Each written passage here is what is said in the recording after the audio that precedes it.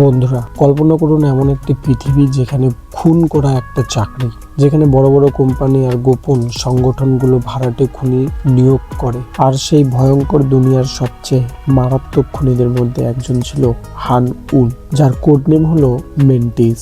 আজকের ভিডিওতে আমরা দেখব নেটফ্লিক্সের অন্যতম অ্যাকশন থ্রিলার সিনেমার পুরো গল্প। ভিডিওটি শুরু থেকে শেষ পর্যন্ত দেখবেন, কারণ এই গল্পে আছে চোখের ইশারায় একাকিত্ব, প্রেম, বিশ্বাসঘাতকতা, ভয়ঙ্কর ফাইট এবং খুনি দুনিয়ার অন্ধকার সত্য। গল্প শুরু হয় একটি গোপন আন্ডারওয়ার্ল্ড দিয়ে। এই দুনিয়ায় কিছু বড় কোম্পানি আছে যারা গোপনে মানুষ হত্যা করার জন্য পেশাদারি খুনি নিয়োগ করে। এই সংগঠনগুলোর মধ্যে সবচেয়ে শক্তিশালী হলো একটি কোম্পানি যার নাম হলো MK Ant, যেখানে কাজ করে ভয়ঙ্কর সব খুনিরা। আর এই খুনিদের মধ্যে সবচেয়ে রহস্যময় একজন হলো মেন্টিস অনেক বছর ধরেই এই সংগঠনের কাজ করেছে এবং অসংখ্য মিশন সফলভাবে শেষ করেছে। কিন্তু একসময় সে এই ভয়ঙ্কর মিশন থেকে দূরে চলে যায়। সে চায় নতুন করে শান্তভাবে জীবন শুরু করতে, কিন্তু শান্তি তার ভাগ্যে ছিল না। এই সময় MK কোম্পানির পতন হয়ে যায়। মেন্টিসই ছিল এই কোম্পানির মূল মেরুদণ্ড, যাকে সবাই ভয় পেত। অবশেষে মেন্টিস আবার সেই অন্ধকার দুনিয়ায় ফিরে আসে এবং সে তার বন্ধুদের সাথে কথাও বলে একটি নাইট ক্লাবে। এখানে তারা সবাই খুনি এবং ছোটবেলায় থেকেই সবাই একসাথে ট্রেনিং নিয়েছে। আর মেন্টিসের সবচেয়ে কাছের হলো JE।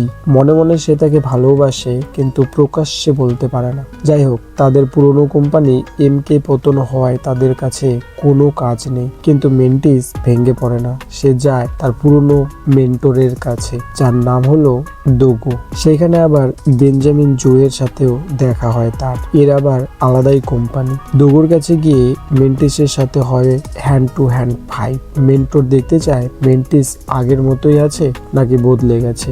মেন্টিস জানে যে দোগো এই অন্ধকার জীবন থেকে রিটায়ার নিয়েছে, তবুও সে এসেছে একটা নতুন কোম্পানি খোলার আশায়।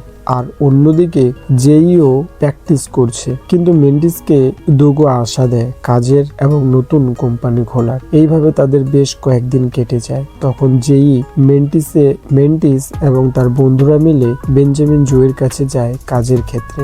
জোয়ের কথাবার্তায় মেন্টিসের একদম ভালো লাগেনি, তাই সে বাইরে বেরিয়ে চলে আসে। যতই হোক, মেন্টিস টাকা দিয়ে মানুষ হত্যা করে ঠিকই, কিন্তু অসহায় মানুষ, নারী আর বাচ্চাদের না। তবুও যেন জেইর এই কাজ ভালো লাগে। তার সাথে মেন্টিসের একটু কথা কাটাকাটিও হয়। আর তাদের মধ্যে এক বন্ধু চলেও যায় জয়ের টিমে, কাজের লোভে আর টাকার ক্ষেত্রে। রাতে মেন্টিস ও জেই কথা বলে এবং পরের দিনই তারা বাকি বন্ধু মিলে একটি নতুন কোম্পানি শুরু করে। তারা কাজও পায়। এবার মেন্টিস আগের থেকেও আরো ভয়ঙ্কর হয়ে ওঠে, তবে এই কাজগুলো ছিল C ক্যাটাগরি লেভেলের। একদিন জেই মেন্টিসকে বলেই ফেলে তারা কি কমজোর। আসলে মেন্টিস এই কন্ট্রাক্টগুলো একাই করত, কারণ সে চাইতো না যে তার টিম মেম্বারদের কোনো ক্ষতি হোক। কিন্তু জেই নিজেকে ছোট মনেই করতো না। সে নিজেকে মেন্টিসের থেকেও বড় খুনি মনে করত। তাই সে কাউকে না বলে জয়ের কাছ থেকে B ক্যাটাগরি লেভেলের কাজ নিয়ে নেয় এবং পৌঁছায় তার লক্ষ্যে। তখন শুরু হয় জেই ও তার শত্রুদের মধ্যে লড়াই। আসলে জেইও কম নয়, সেও মারাত্মক লেভেলের একজন পেশাদারি খুনি। পরের দিন জেই মেন্টিসদের কাছে আসলে মেন্টিসের সন্দেহ হয়, আর এখান থেকেই দুজনের মধ্যে বিশ্বাসঘাতকতা সৃষ্টি হয়। আর দুজনের মধ্যেও লড়াইও হয়। এই লড়াইয়ে মেন্টিস ইচ্ছা করে হেরে যায়, তবুও জেই তার দল ছেড়ে বেঞ্জামিন জোয়ের দলে যোগ দেয়। যাই হোক, এবার মেন্টিস তার পার্টনার সুইমিংকেও কাজ দেয়। এই কাজ তাকে সম্পূর্ণ করতে হবে মাত্র 30 সেকেন্ডে। মেয়েটি করেও ফেলে। পরের দিন তারা যায় এক আন্ডারওয়ার্ল্ড মিটিং, যেখানে বড় বড় কোম্পানির লোকেরা আসে। সেখানে জেইও আসে, কিন্তু মেন্টিসকে পাত্তা দেয় না। সেখানে তাদের মেন্টর দোগোও যায়, কিন্তু জেই তাদের সবার বিরুদ্ধে হয়ে দাঁড়ায়। সে চায় নতুন নিয়ম করতে। মেন্টিস এই কথায় বাধা দিলে তাকে একটা মুক্কা মেরে চলে যায় জেই। আসলে মেন্টিস নাটক করছিল যাতে মিটিং এখানেই শেষ হয়। এরপর মেন্টিস যায় তার আর একটা বসের কাছে তাকে মারতে, এবং সেখানে সে জানতে পারে দোগোই হলো আসল গুরু।